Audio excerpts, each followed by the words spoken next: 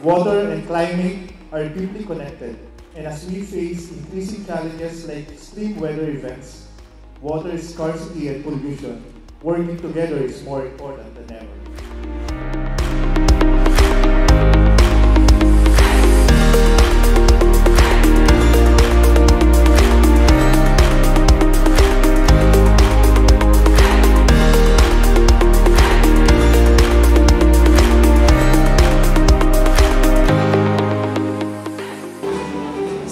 Po ng Metropolitan Manila Development Authority, kami po ay nagpapasalamat sa recognition na ito.